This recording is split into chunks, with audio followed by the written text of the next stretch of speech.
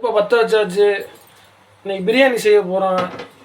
என்ன பிரியாணினா நம்ம ஜபார் பார் ஸ்டைலில் வந்து இன்றைக்கி மட்டன் பிரியாணி செய்ய போகிறோம். அதுக்கு ஒரு 200 கிராம் கடலெண்ணெய் எடுத்துருக்கோம். நல்லா கடலை எண்ணெய் ஊற்றி கடலெண்ணெய் ஒரு நல்லா எண்ணெய் வந்து காயட்டும்.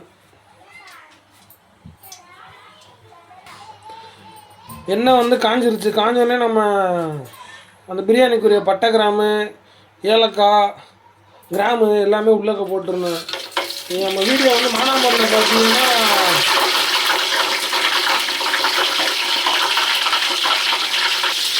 100 கிராம் வெங்காயம் வந்து நம்ம உள்ளக்க போட்டு அது நறுக்கி வச்சது.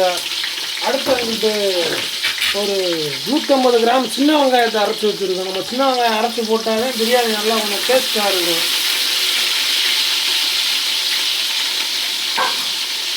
நல்லா ஒரு வதக்கம் வதக்கிட்டுருவோம். நல்லா வெங்காயம் வந்து அரை வேக்காடை வரவும் கொஞ்சம் அதில் அப்படியே இஞ்சி பூண்டை போட்டுருவோம். நீங்கள்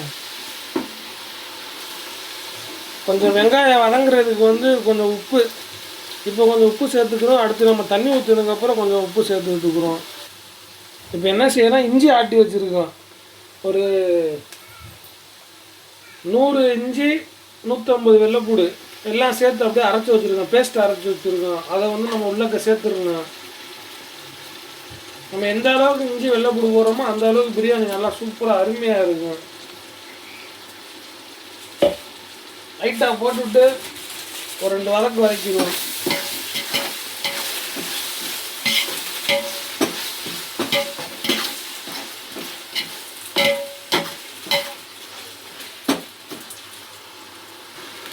ஐம்பது கிராம் ஆச்சி நம்ம மிளகா பிரியாணி மிளகா பொடி சேர்த்துக்கணுங்க. ஆச்சி மிளகா பொடி சேர்த்திங்கன்னா கொஞ்சம் டேஸ்ட் நல்லா வரும். கொஞ்சம் கலர் கிடைக்கும் பிரியாணியில். கொஞ்சம் சேர்த்துட்டு கொஞ்சோன்னு காஷ்மீர் மிளகா பொடி ஆச்சி அது கொஞ்சம் லைட்டாக கொஞ்சம் சேர்த்துருந்தோம். அது கொஞ்சம் கலர் கொடுக்கும் நமக்கு பிரியாணிக்கு. லைட்டாக போட்டு மிளகா பொடியை போட்டு கொஞ்சம் சும்மா ஒரு 2 வதக்கு வதக்கி விட்டுருந்தோம். நம்ம ஏன் வந்து இஞ்சி போட்டோன்னே மிளகாப்பொடி போடுறோம்னா நம்ம அந்த மிளகாப்பொடி வாடை போயிடும். அந்த இஞ்சிலையும் நல்லா வதங்கிடும் அந்த மிளகாப்பொடியோட வாடை. இப்போ என்ன செய்யணும், நம்ம தயிர் வச்சுருக்கோம். ஒரு 200 மில்லி தயிர். 1 கிலோக்கு 200 மில்லி தயிர் ஊற்றினா போதும். நல்லா ஊற்றி விட்டு 2 எலுமிச்சம்பழம் நல்லா ஒரு 2 எலுமிச்சம்பழம் புளிக்கணும்.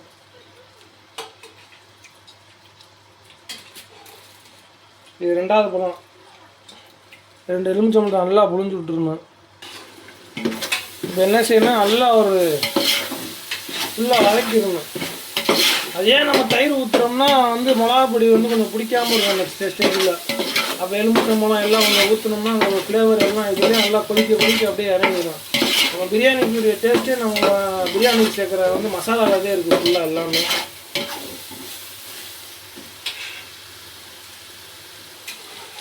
இப்போ என்ன செய்யணும், நம்ம இந்த ஸ்டேஜில் வந்து நறுக்கி வச்ச தக்காளி ஒரு 200 தக்காளி சேர்த்துருக்கோம். ஒரு 200 தக்காளி அப்படியே உள்ளக்க சேர்த்துருக்கணும்.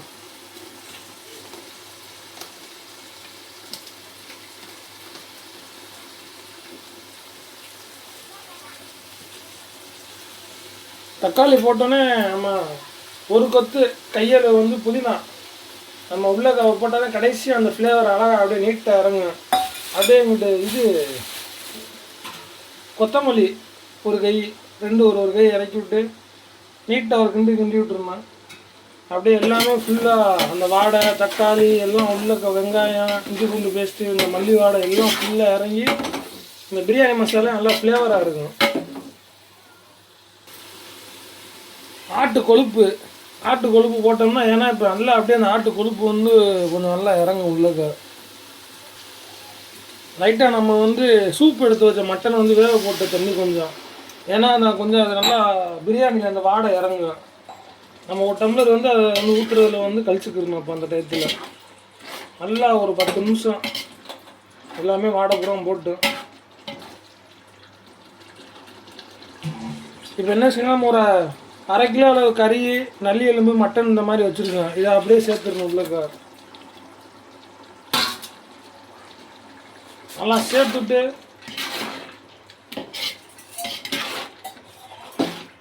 ஒரு கிண்டி கிண்டி அந்த எல்லாம் அந்த இந்த இது மிளகாப்பொடி வாடை எல்லாம் போட்டோம். நம்ம தண்ணி அளந்து வச்சுருக்கோம். மொத்தம் 3 டம்ளர் அரிசி இருந்துச்சு. 1 டம்ளருக்கு 1.5 டம்ளர் தண்ணி ஊற்றணும். அப்படின்னா கணக்கு பண்ணிக்கோங்க எத்தனை டம்ளர்னு. 4 டம்ளர் தண்ணி ஊற்றி 4.5 டம்ளர் தண்ணி ஊற்றணும் மொத்தம். ஊற்றியாச்சு. ஊற்றிவிட்டு கொஞ்சம் மூடியை போட்டு நல்லா கொஞ்சம் கொதிக்க வச்சுருவோம். கொஞ்சம் உப்பு போட்டுருவோம். உப்பு போட்டுட்டு கொஞ்சம் கொதிக்கிட்டேன். பத்தலைன்னா அப்புறம் தான் கொஞ்சம் உப்பு போட்டுக்கிறோம். அரிசி குழம்பு ஒரு 10 நிமிஷம் நல்லா கொதிக்கிற வரையும் நல்லா 10 நிமிஷம் மூடியை போட்டு மூடிடணும். கொஞ்சம் நேரம் மூடியை போட்டு மூடிடுவோம். கொஞ்சம் நேரம் தண்ணி நல்லா கொதிச்சிருச்சு. இந்த டைத்தில் என்ன செய்யணும்னா நம்ம ஊற வச்ச அரிசியை கொஞ்சம் உள்ளே கரைக்கி விட்டுருணும். பாஸ்மதி அரிசி 1 கிலோ. நம்ம எப்பயுமே கிளாசிக்குன்னு இருக்குது கிலோ 200 அந்த அரிசி கொஞ்சம் நீளமாக நல்லா இருக்கும் போடுறதுக்கு. சாப்பிடவும் நல்லா நைஸாக இருக்கும் அந்த அரிசி.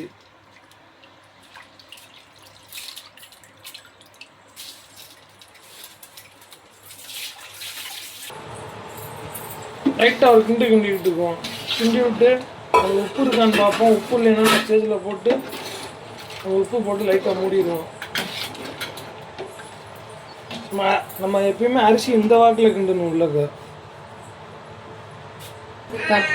ஒரு 10 நிமிஷம் வந்து நம்ம சட்டியை மூடிடுவோம். பாப்பா வேறு கத்திக்கிட்டு இருக்கு, சவுண்டு கொஞ்சம் கேட்காது. ஒரு 10 நிமிஷம் நல்லா கொதிக்கிட்டு இப்போ தான் 10 நிமிஷம் ஆயிடுச்சு. இப்போ பாப்பா எப்படி இருக்குங்க.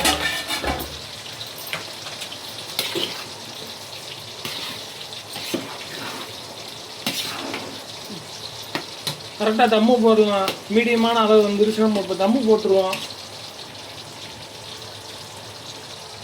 தம்மு போடுறதுக்கு தோசைக்கல்லை வச்சுருவோம். தோசைக்கல்லை வச்சுட்டு நம்ம அடுப்பு எப்பயுமே சிம்மில் வச்சுருந்தோம் ஒரு 20 நிமிஷத்துக்கு. இப்போ பிரியாணியை உள்ளே ஃபஸ்ட்டு சட்டியை போட்டு ஒரு மூடிடுவோம். நம்ம பாத்திரம் வெயிட்டுக்கு ஒரு பானையை வச்சுருவோம். சில்வர் பானையை நல்லா வெயிட்டு அமுங்கினாதே உள்ளே அமுங்காமல் நல்லா தம்மாகும். உள்ளக்க பட்டா சைஸாக இருக்குது பானை மட்டுமே. அரை மணி நேரம் ஆயிடுச்சு. நம்ம இப்போ தம்மை எடுத்துருவோம். ஃபஸ்ட்டு இந்த குடத்தை எடுத்துருவோம். நம்ம வெயிட்டுக்கு வச்ச எடுத்த நல்லா ஒட்டிக்கிருச்சு.